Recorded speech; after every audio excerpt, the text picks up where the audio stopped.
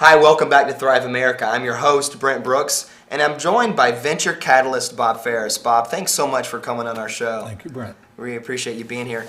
And I want to talk to you a little bit about some of your talking points here. And you're right, it doesn't take a genius to get into the business arena. What do you mean by this? Well, it really draws on my own personal experience and the experience that I followed in my family's business early on.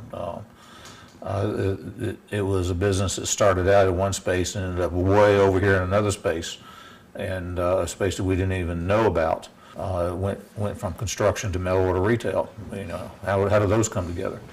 And then my own personal career, after having run that business, and I moved on and I got into real estate, and then I moved on and I ran a nonprofit.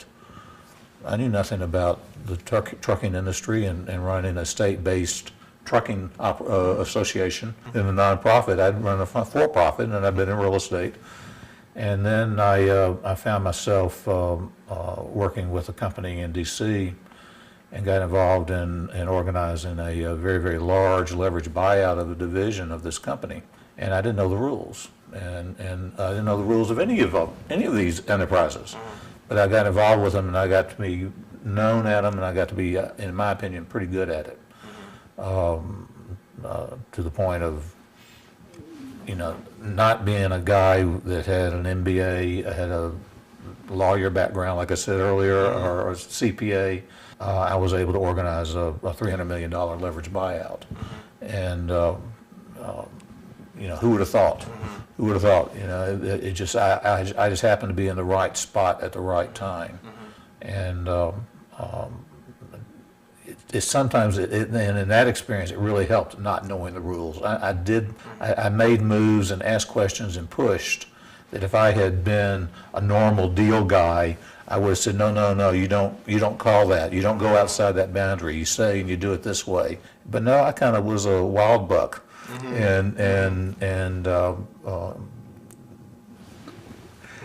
the chairman of the board of the company didn't know that I was working with this division of that company, and I didn't know that he didn't know. But the guy, the president of the division that I was working with, he didn't know that I was 2 degrees removed from the chairman of the company. So I got a mutual friend to say to the chairman of the company, listen, young Farris is ready to go on that transaction. And the chairman goes, what transaction? And so if I had known the rules, I would not have called and contacted the president, the chairman of the board and founder of the company. And I think a lot of people, you know, and it would have stopped. I think the deal probably would not have proceeded as it did. And also I wouldn't have known, if I had known the rules, I don't think I would have made the phone call to say, well, would you consider selling this company? I just did. I just did it. You know, and so that got me into the world of deals and being a catalyst and realizing that I could pull people and opportunities and deals together. And I then moved on into doing some investment banking and then some strategic marketing. And I received a phone call one day, and this is another one of these demand pull things. I was asked if I knew any CFOs, and I said, I don't know a single one. Well, it was a strategic marketing for a consulting company who needed to get in at the O level of very large companies. And before I turned around twice, by knowing people that knew people, a small group of us were responsible for 75% of this company's sales the next year. We got them into several very, very large banks and insurance companies. And good contracts, good commissions. And again, I didn't know, but I pushed and asked. I said, do you know? And I worked my network.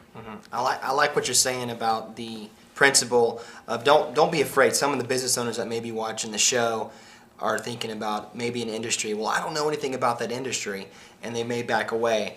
But sometimes what you're saying is, it's nice to say, oh, jump in the water, get your feet wet, because sometimes if you don't know the rules, you're going to think outside the box. I knew there was a reason you and I would see eye to eye on that. Definitely here at Blank Stage, we think outside the box. We just have a few moments left, but I want you to touch on how it might be easier to ask for bigger money Bigger versus money. asking for small money Well- in the world of looking for capital for your business. A lot of businesses, and almost every business starts their business with family and friends. And it's family coming out of your own personal family, mortgaging your house, living above the store, your parents, and then you get to where you got to branch out if you are a growing, viable enterprise. And that puts you in a whole different world of angels, and angels have gotten very, very organized in the last 10 years. Angel investors. Angel investors, angel clubs, and then there's a lot of individual private people that you only know by knowing the right people. And they look at hundreds and hundreds and hundreds and hundreds and hundreds of companies. And it's very, very difficult money to raise. We'll be right back with Bob as he finishes up and get to the ultimate question.